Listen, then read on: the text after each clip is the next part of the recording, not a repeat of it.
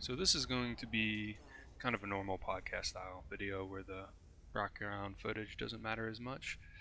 So today I kind of wanted to dive into server blades and how they will affect the game. I originally thought this was going to be kind of a shorter video until I looked into server blades. I originally only thought you'd only be able to slave your turrets or use them as kind of to control your turrets like an NPC or a human player would. Now, I found all this information about server blades on Spectrum in a Q&A post that was done, I think, October 2020. So anyway, I'll link that in the description, and you'll just have to scroll down a bit if you want to read it for yourself. So I'm just going to jump right into what they can do, and the first one on the list is missile defense system in combat. So it'll automatically fire your countermeasures for you. This is pretty cool. Makes sense. Probably make it a little bit easier to solo ships, and I think that would be a good addition to the game. The second one is like encryption slash decryption blade, and it's able to keep data encrypted to prevent theft, and also provides a means to attempt to decrypt the data, steal it. Well, we don't really have this gameplay loop in the game right now, but sounds pretty cool when that comes in. Then the next one's Emission Controller, which is a little bit more interesting in my opinion. It allows the pilot to set strict limits on emissions production, providing additional warning and shutting down unnecessary systems automatically. Now, I'm not 100% sure what all this is going to cover. Maybe this is for stealth. Maybe this is like, hey, if you're getting hit by stuff that's messing up your power plant and you're not getting as much power, it's going to be shutting down. Like, you're going to have a set of systems that you want to shut down early so that it's not going to affect you. You're going to be able to either finish the fight or get away. Anyway, I think this server blade in particular will add some interesting strategy to the entire game, and I'm honestly pretty excited to see how this thing will play out. The next two on the list kind of go hand in hand. It's the offensive E-War blade and the defensive E-War blade. And so the offensive one will let you run faster or strengthen or run new programs or viruses attacking opponents in E-War, and the defensive one will enhance your defenses to be able to defend against that. So that's pretty cool. That'll be fairly interesting system when it comes into the game. The next one on the list is a mining blade, which will speed up mining scans and provides additional information like pinpointing rocks or of ore, minerals, density, etc. So, I think that would be a good addition to mining and perhaps make it a little bit more interesting. The salvage one is basically the same as the mining one, except for salvage. It'll help you pinpoint valuable ship items and stuff like that. So, not really much to say on that one until we get salvage in the game. Could be pretty cool, though. Now we kind of get into one of the more interesting ones, in my opinion. It's the criminal database for bounty hunters. This will provide a list of known criminals or unlawful activity and be able to accept bounties to track them down and bring them in for justice. Now, if this is used for like the PvP bounty hunting system, I think that would be a great addition to the game, because currently just having like, hey, this guy's over here really isn't that fun, and then there's also dealing with people logging off. So I'd really like to see that system improved overall. And I'm sure the bounties don't like just having a target on them all the time. Like, it's really hard to be sneaky if there's just a thing saying, hey, he's right here. Which is what happened to me one time. Bounty was trying to be sneaky in EVA, but he was just shown on my HUD the whole time. So I ended up just ramming him into a system while he was EVA. But anyway, like, kind of the counter to this is hit list for pirates. It's basically similar to the criminal database, except they'll be used as pirates to get contracts to take care of people. And I think, like, honestly, I like this one a lot, because I would give, like, if I'm doing bounty hunter, I know I always have to kind of watch over my shoulder for another player to come in and try and who has me as a target and take me out. I think that's going to be a lot of fun, and I hope this is added to the game in some form, maybe even before server blades. That'd be pretty cool. The next one on the list is enhanced route navigation. So this is going to kind of let you route maybe faster routes, or you could avoid like potentially dangerous areas, or just go around areas that you know, like, hey, this would be a good place for pirates to camp out for me. I'm going to just avoid that spot.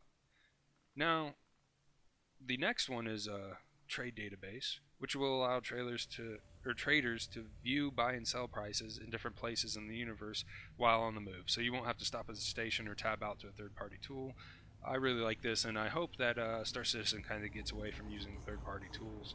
I do like third-party tools, but being able to use those in verse, I think, would be a lot better, or making it so that we're less dependent on them. And then the next one is Shield Management Blade. This provides advanced shield control options to allow finer control. Now, this is an interesting one because I think this is pretty cool, because essentially I think it's going to give you another reason to multi-crew, because you might be able to get significantly stronger shields if you have somebody using this blade on their shields, and then you have a player actually controlling the shields. It could help further multi-crew, which is pretty cool. The next one on the list is a stellar charting system. Makes it easier to discover jump points if/when they move elsewhere. I mean, this loop's not really in the game. It's pretty interesting that jump points can potentially move. I did not know that, so that would be interesting gameplay for sure. Then the next one is the item lock blade.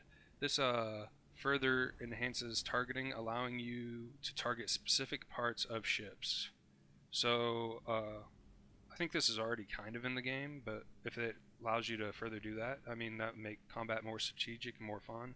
And perhaps like when physicalized components and stuff come into the game, this will help combat be a lot more strategic, and you'll be disabled rather than blown up more often than not. And the next one is Cargo Manifest Masker. This disguises the items that is in your hold, so you can hide contraband from initial ship scans.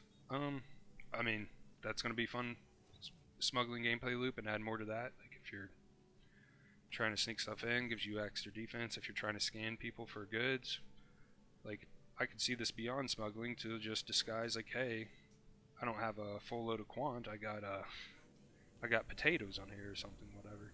So I think that would be a fun one to have in the game. And then there's the internal security system, which just essentially kind of lets you know who's on your ship, and lets you lock doors individually and unlock doors. So I guess that will help with people sneaking on your ship, like pirates or whatever. That one specifically says it's for larger ships, so I don't know if you just need a ship interior, or you just need a certain size ship to have that. Drone blade management. This one also says it's for larger ships. It allows ship to control onboard drones. This sounds pretty cool, but like I'm not 100% sure what drones are going to do in the game, or what drones this is talking about. So that'll be interesting. And then of course there's the slaving of the turret to the pilot, and also kind of manning the turret. So it'll be interesting to see all these come into the game and how it plays out. Now I think they've talked about how server blades are going to take up computer power, and you're only going to have so many computers on your ship.